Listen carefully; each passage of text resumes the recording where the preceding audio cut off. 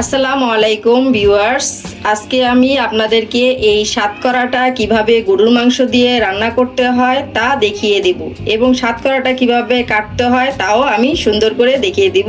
আমার পাশে থাকুন। আজকে আমি রান্না করছি গরুর মাংস দিয়ে সাতকরা। সাতকরা রান্নার জন্য এখানে আমি হাড় চর্বি সহ আধা কেজি মাংস নিয়েছি 1 কাপ পেঁয়াজ কুচি, 2 টেবিল চামচ আদা রসুন বাটা, 2 টেবিল চামচ মরিচের গুঁড়া, হাফ টেবিল চামচ হলুদের গুঁড়া, 1 টেবিল চামচ জিরার গুঁড়া, 1 টেবিল চামচ ধনিয়ার গুঁড়া। নিয়েছি 8 পিস কাঁচামরিচ, ঝাল ঝাল আপনাদের পছন্দ অনুযায়ী নিতে পারেন। আস্ত মশলার মধ্যে আমি এলাচি নিয়েছি 6 পিস, লবঙ্গ 6 পিস, 6 পিস দারচিনি, কিছু তেজপাতা, আর নিয়েছি পরিমাণ মতো লবণ। সাতকরাটা আমি এখন কেটে নিচ্ছি।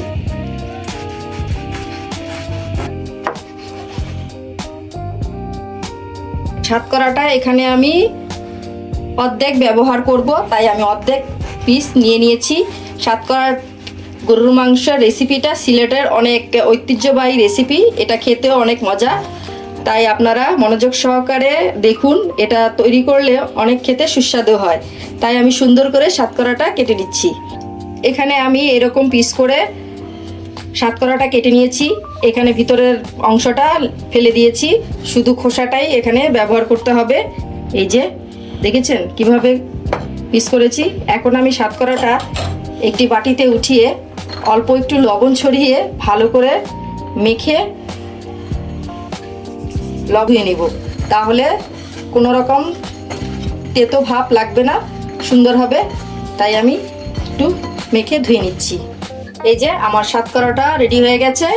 এখন চলে যাই মুলটি বড় বল নিয়ে নিয়েছি। এখন আমি মাংসগুলোকে মিক্সিং বলে দিয়ে দিচ্ছি।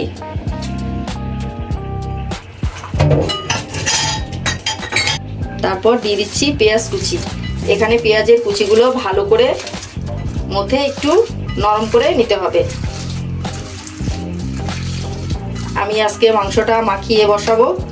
আপনারা কিভাবে রান্না করেন আমাকে কমেন্টে জানাবেন, আর আমারটা তো অবশ্যই ট্রাই করবেন। তারপর দিয়ে দিচ্ছি আদা রসুন বাটা, মরিচের গুঁড়া, জিরার গুঁড়া, হলুদের গুঁড়া, ধনিয়ার গুঁড়া, পরিমাণ মতো সয়াবিন তেল। এখন আমি ভালো করে মাংসটাকে ম্যারিনেট করে নিচ্ছি, মেখে নিচ্ছি।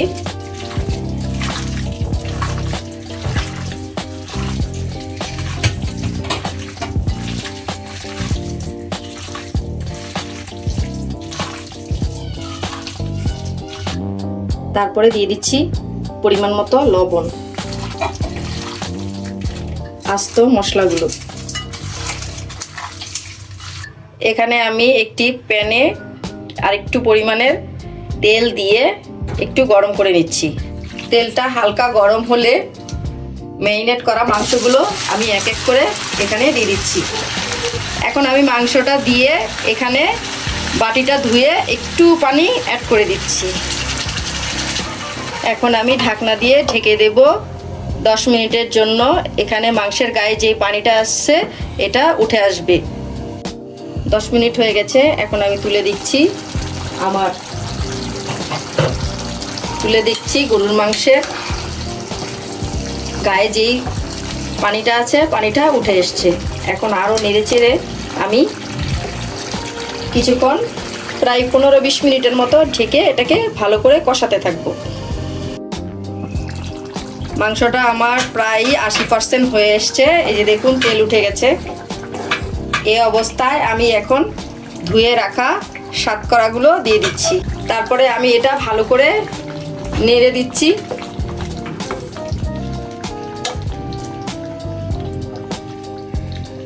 ঢেকে দিব আরও 10 মিনিটের জন্য। 15 মিনিট পর আবার ফিরে আসছি। এখন আমার সাতকরাটা প্রায় সিদ্ধ হয়ে এসছে। এই অবস্থায় আমার ঝোলটাও কমে গেছে। এখন আমি দিয়ে দিচ্ছি কাঁচামরিচগুলো দিয়ে একটু হালকা নেড়ে চেড়ে আবারও ঢেকে দেব 10 মিনিটের জন্য।